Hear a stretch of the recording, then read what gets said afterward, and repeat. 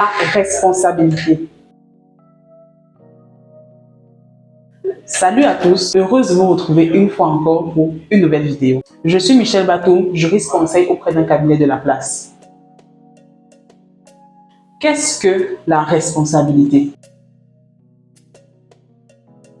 La responsabilité est cette obligation qui nous est imposée de réparer le tort qu'on fait à quelqu'un d'autre. Il existe en droit camerounais de nombreuses catégories de responsabilités.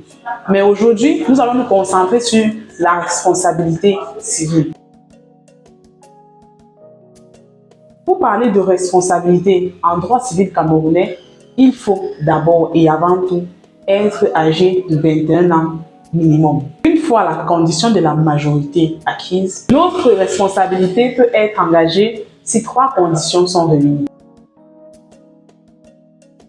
Tout d'abord, il vous faut le fait qui va causer le dommage, c'est-à-dire une action que vous allez poser ou une action que vous n'allez pas poser envers quelqu'un, mais qui va lui causer un tort par la suite. En ce qui concerne l'action ou l'abstention, il faut savoir que vous pouvez en être l'origine. Dans le cas où vous en êtes l'origine, on va parler de responsabilité du fait personnel.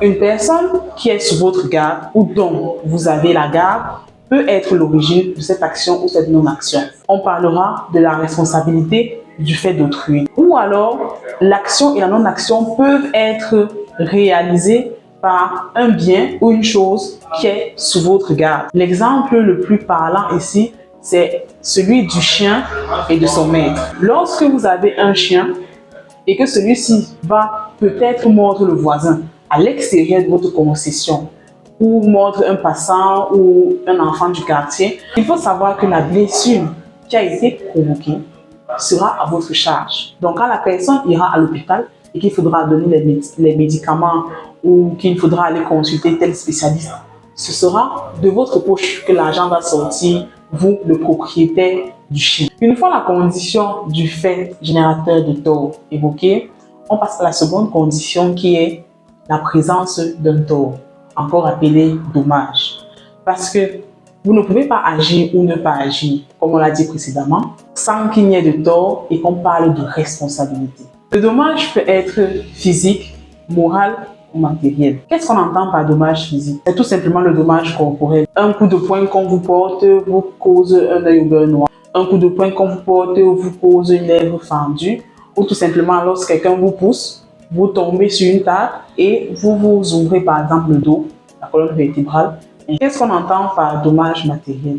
C'est lorsque un des biens de la personne à qui vous avez causé le tort est endommagé, tout simplement. Le dommage moral, quant à lui, à l'opposé du dommage physique et du dommage matériel, il n'est pas visible. C'est le mental de la personne à qui vous avez causé du tort qui est touché. La troisième condition est le lien de causalité. Le lien de causalité est, en d'autres termes, le fil d'Ariane qui existe entre le fait qu'on a mentionné précédemment et le tort qui a été causé. Si ce lien n'existe pas entre les deux, on ne peut pas parler de responsabilité.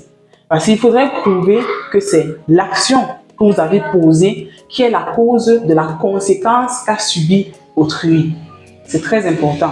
Vous ne pouvez donc pas passer en route pour marcher pénal un vendredi soir pour aller dans les pluies. Et de l'autre côté de la route, un monsieur tombe.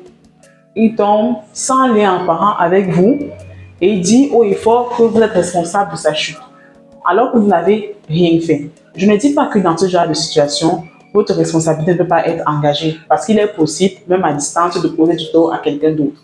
Mais dans l'exemple que j'ai pris, c'était un exemple hyperbolique en fait pour vous prouver, pour vous montrer que lorsque un lien n'est pas établi entre le fait et le dommage qui est causé à la personne en face ou à autrui, alors vous n'êtes pas responsable. J'espère vous avoir réellement appris ce qu'est la responsabilité et quand est-ce que celle-ci est engagée. Et que désormais, vous ferez plus attention à vos actions ou à vos non-actions. Il est très important pour vous afin de vous préserver de beaucoup d'autres problèmes qui pourraient intervenir par la suite. Merci d'avoir regardé cette vidéo jusqu'à la fin. On se retrouve très prochainement pour une nouvelle vidéo.